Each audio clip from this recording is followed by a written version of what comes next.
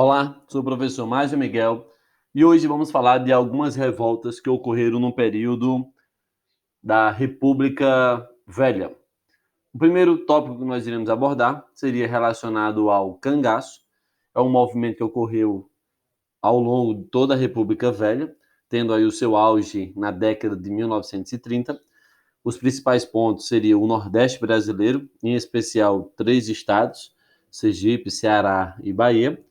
E as causas para as pessoas resolverem pegarem armas foi justamente a violência no Nordeste, a miséria e a pobreza que essa população vivia.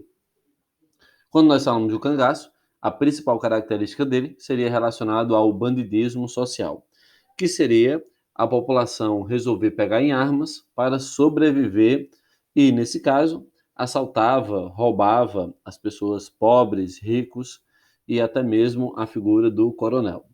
No caso do cangaço, aparece também uma ideia de justiceiros, em que eles irão lutar contra o coronel e as suas injustiças naquela época. E aí, esses caras vão ganhar quase que o título de Robin Hood, pelo fato de tirar do rico para dar aos pobres. Outro movimento importante que ocorreu aqui no Nordeste seria a figura de Padre Cícero. Ele atuou em Juazeiro, no Ceará. O Padre Cícero Romão, ele acabou operando alguns milagres, o que levou ao seu título de beato, e até hoje nós temos romaria em nome dessa figura. Mas o Padre Cícero foi além da questão religiosa.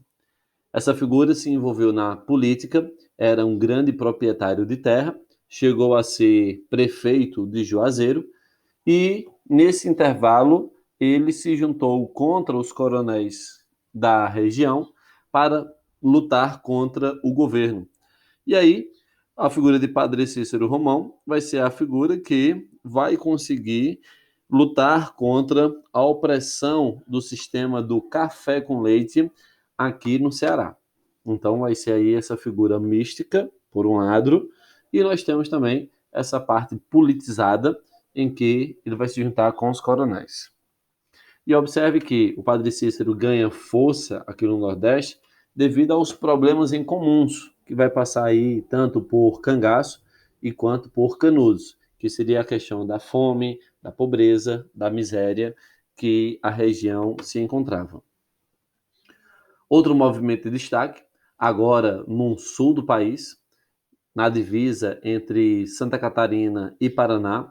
É um movimento que ocorreu em 1911 e 1915, em que o governo resolveu tomar as terras de poceiros, sesmeiros, para a construção de ferrovias pela empresa estadunidense Brasil Highway Company.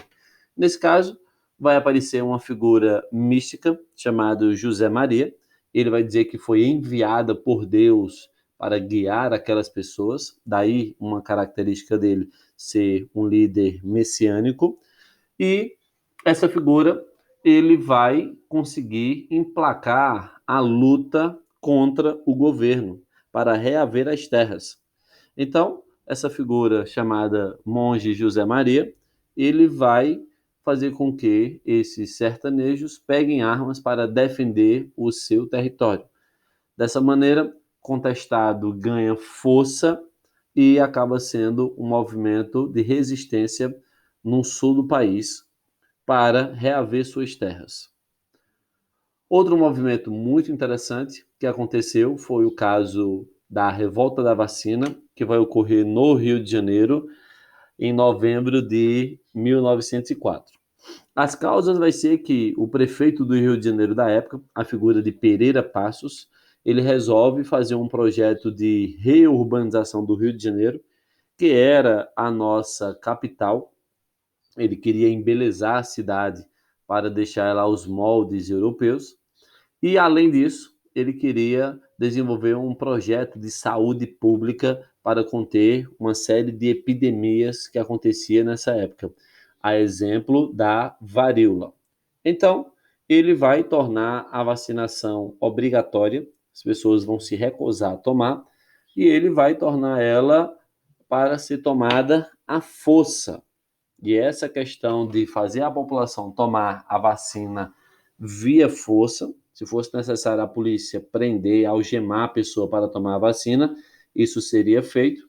Isso então faz com que a população mais pobre vá protestar, reclamar os seus direitos, o que leva a um confronto direto com a polícia, e isso vai fazer com que aconteça uma semana de manifestos e protestos nas ruas, que levará a algumas pessoas mortas.